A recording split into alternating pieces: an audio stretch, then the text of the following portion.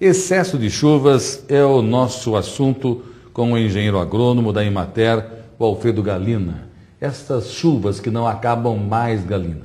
Todo dia chove em grande volume. Estão prejudicando as plantações, principalmente os pomares? Bem, nós temos registrado chuvas com bastante intensidade, dados de algumas estações meteorológicas aqui da região, como a estação experimental da FEPAGRO de Veranópolis, que tem registrado aproximadamente 300 milímetros de chuva no mês de novembro. E mais ou menos é o que deve ter ocorrido aqui no nosso município, enquanto que a média histórica do mês de novembro é em torno de 130 milímetros. Então, choveu mais que o dobro da quantidade de chuvas que deveriam cair com naturalidade, com normalidade. Na verdade, às vezes até para o telespectador, quando se fala em milímetro de chuva, 1 milímetro de chuva é 1 litro de água por metro quadrado. Entende? Então, nós registramos a média histórica de 130, até 150 litros por metro quadrado durante o mês de novembro. Neste ano tem ocorrido 300 litros por metro quadrado. E isso tem causado alguns problemas, principalmente nos nossos pomares, tanto no pêssego como na ameixa, caqui, principalmente na videira também, em que, embora assim não tenhamos assim uma diminuição da produtividade, mas o que tem ocasionado é o excesso de tratamentos fitossanitários necessários para controlar principalmente as doenças, e isso vai acarretar num aumento muito grande no custo de produção das frutas. Entende? Galina, então, explicando para o nosso amigo que está acompanhando a nossa conversa, esse custo na produção, o produtor de caqui, maçã, ameixa, o pêssego, ele trata a planta, aí vem a chuva, lava, tira esse tratamento, ele é obrigado a repor o tratamento, a refazer o tratamento, e aí o custo vai elevando. Enquanto ele faria 1, 2 aplicações por mês, tem que fazer 4, 5? Na verdade, assim, o produtor, nesse ano, no mínimo, ele vai duplicar os tratamentos fitossanitários, as aplicações de defensivos, porque o que acontece é o seguinte, as frutíferas, de uma maneira geral, elas são atacadas por diversas doenças, principalmente doenças fúngicas, né, causadas por fungos. E nessa fase que nós estamos, primavera, início do verão, aí, as doenças elas gostam de principalmente calor, excesso de calor, temperaturas amenas, a temperaturas quentes, mas principalmente umidade. Então, normalmente, quando acontecem essas chuvas, depois dessas chuvas, ocorre o sol, né?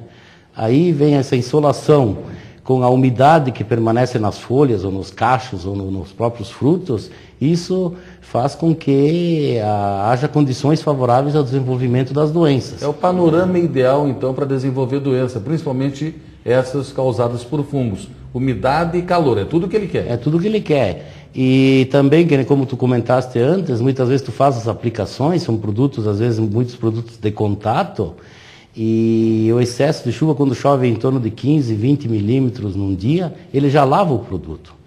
Então, muitas vezes o produtor tem que fazer essas aplicações para se precaver dessas doenças, porque elas são muito agressivas, né? Se não se faz esses tratamentos, o produtor vai ter sérios prejuízos nos pomares. Esse é o prejuízo na fruta. E a planta? Como é que a planta suporta tanta água? O solo absorve essa quantidade excessiva d'água também? Algumas plantas são mais resistentes a esse excesso de chuvas no solo. Temos assim, que normalmente a gente fala em doenças, existem doenças de solo também, que são fungos que estão dentro do solo e que podem atacar raízes. Então, muitas vezes, esse excesso de umidade, ele faz com que haja o aparecimento dessas doenças. Pode ocorrer mortandade de plantas. Uma cultura que é muito sensível a esse excesso de umidade é o kiwi. O kiwi, se nós temos excesso de umidade, as raízes dele são muito frágeis e elas são muito propícias ao ataque dessas doenças de fungo de solo, que são várias doenças que ocorrem. Se a planta do kiwi, então, resiste bem à chuva, a raiz da planta não resiste, ela é sensível ao excesso d'água? Ela é sensível ao excesso d'água. Muitas vezes no kiwi a raiz ela morre nem tanto pelo ataque das doenças. Ela pode até morrer por asfixia, por falta de oxigênio. E depois, com essa falta de oxigênio, ela morre. Ali essas doenças penetram nas raízes pela raiz já ter sido atacada pela falta de oxigênio. Então poderá ocorrer mortandade de plantas também, principalmente por doenças causadas pelo excesso de umidade no solo. Por isso que é interessante muitas vezes que a gente fala que nem o kiwi. O kiwi é uma cultura muito exigente em água. Ele requer bastante água. Mas ele não tolera solos encharcados. Então a água que penetra no solo das chuvas ou das irrigações tem que ser uma água livre, que escorra, que drene bem no solo.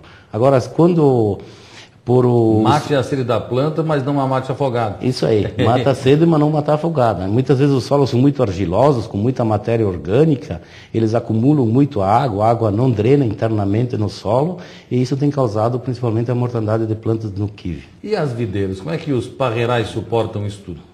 Bem, a pareira já ela é mais resistente a esse excesso de umidade no solo, tanto a pareira como o pêssego, o caqui, a própria ameixa, devido à sua constituição, né, a constituição própria genética da planta, elas toleram mais esse excesso de umidade no solo. Mas a pareira ela é muito sensível às doenças fúngicas que ocorrem na folha na folha e no próprio cacho. Aí temos várias doenças, temos o míldio, que é a popular mofa, que o pessoal conhece, que é a principal, que se manifesta com umidade e calor, mas tem aparecido outras duas doenças nos últimos anos que têm atacado muito a pareira. Uma chamada é uma podridão também, com o nome científico é Botrytis, né? E outra também é um tipo de podridão também chamado de glomerella. Essas duas doenças, elas têm avançado muito nos últimos anos e têm causado certa dor de cabeça para os produtores. Além de muitas vezes os produtores não terem principalmente um bom conhecimento ainda sobre essa doença chamada principalmente a glomerella, muitas vezes ele não tem dado a devida atenção à doença e ela tem causado muitos prejuízos aos viticultores. Mas de uma maneira geral, assim, agora já o produtor já conhece a doença, já sabe como se precaver. Então essas três doenças, nesse ano principalmente, elas vão, além de, logicamente, diminuir a produtividade em alguns parreirais, sempre diminui a produção, a produtividade, mas eu acho que o principal fator a ser considerado é o aumento do custo de produção da uva nesse ano. Galina, para encerrar, vamos sair da chuva e vamos retornar àquela queda de granizo que atingiu alguns parreirais aqui em Farroupilha. Chegasse a visitar essas propriedades que sofreram com o granizo, os parreirais já se recuperaram ou o que foi atingido para essa safra não tem mais volta? Bom, na verdade, assim, nós tivemos vários parreirais aqui em Farroupilha em que o granizo ele danificou bastante os parreirais, em que a produção de uva foi bastante elevada, com perdas de até 100%. Na verdade, assim, a gente até esperava que não houvesse um excesso de brotação, mas as gemas que ficaram, principalmente na base da planta, elas brotaram bastante, brotaram bem. Talvez toda a energia da planta, os nutrientes do solo, como ela decepou a brotação que tinha em cima, fez com que houvesse essa brotação dessas gemas. Então, embora, logicamente, o produtor tenha um prejuízo elevado, houve a brotação de ramos que poderão recompor a produção no próximo ano. Então houve uma certa recuperação desses parreirais para o próximo ano, apesar, lógico, né, de ter prejuízos grandes nesse ano. Né? Mas havia aquele temor de que os prejuízos durassem não só em 2010, como 2011, em alguns casos até 2012. Então o prejuízo nos anos próximos não serão tão graves. Não serão tão graves, porque houve brotação das gemas, a gente chama de gemas, gema da casca, gemas que estão mais perto do tronco, elas brotaram, então essas brotações poderão ser a base para a produção nos próximos anos. Galino, obrigado mais uma vez pela visita, volte sempre aqui à TV Farroupilha e o cotidiano continua.